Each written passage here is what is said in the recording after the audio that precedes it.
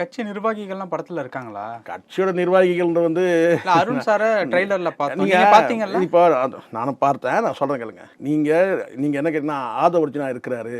கட்சி நிர்வாகிகள்லாம் இல்ல. அவங்கெல்லாம் வந்து நான் சொல்றேங்க சார், இப்படி கொண்டு வந்தா முழுக்க அது அரசியல் படமாவே ஆயிடும். இதுக்கு முன்னாடி சில காட்சிகள் அவங்கள வச்சு எடுத்ததா சொல்றாங்க. அதாவது புஷி ஆனந்தை வச்சு ஒரு காட்சி எடுத்ததா சொல்றாங்க. அதுக்கப்புறம் வந்து இந்த கரூர் சம்பவத்துக்கு பிறகு அவர் நீக்கப்பட்டார் அப்படின்னு ஒரு தகவல் இருக்கு. ஆனால் இந்த படத்தில் வந்து அருள்ராஜ் வந்து ஒரு காட்சியில் வராருன்ற மாதிரியும் சொல்கிறாங்க. எல்லாரையும் நீக்காமல் ஒரு குறிப்பிட்ட ஒரு காட்சியில் அவர் வந்து அவரையும் கூட அந்த காட்சியிலேருந்து நீ வந்து எடுக்கலான்ற மாதிரி சில தகவல் இருக்குது. அவருக்கு பதில் வேற ஒருத்தரை போடலான்ற மாதிரி கூட சில தகவல் பேசப்பட்டது.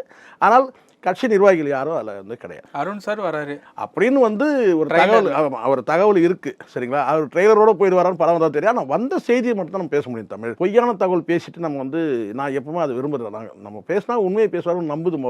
ஒரு கூட்டம் நம்புது சேகரா பேசினா உண்மையை பேசுவார்னு. அதுக்கு நம்ம வந்து அதை டேமேஜ் ஆகாமல் நம்ம பார்த்துக்கணும்ல. நமக்கு அதுதான் முக்கியம். அதனால் படம் வந்து கதை வந்து இதுதான். இங்கே வந்து அதற்குன்னா வந்து கனிம வள கொள்ளையும் மத ரீதியான வந்து எப்படி மத சாதி ரீதியாக எப்படி வந்து நம்மளை வந்து பிரித்து வச்சுருக்காங்கன்னு படம் பேசுது. அதுதான் அந்த கதை. ஆனால் பகவத்கேசரின்னு சொல்கிறாங்க இல்லையா, அது ரீமேக், அது கிடையாது.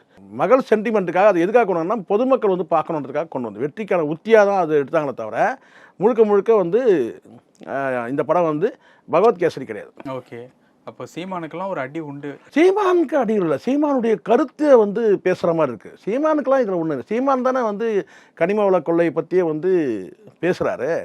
சீமானுடைய வார்த்தைகள், சீமானுடைய மேடை வசனங்கள் நிறைய வந்து இந்த படத்தில் வந்து விஜய் பேசுகிறாரு. அப்படி தான் வந்து தகவல் எனக்கு சொல்லியிருக்கிறாங்க.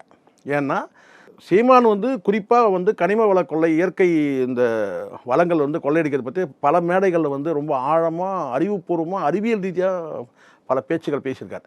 அந்த வசனங்கள் வந்து விஜய் பேசுகிறாரு அப்படின்றது தான் வந்து தகவல்.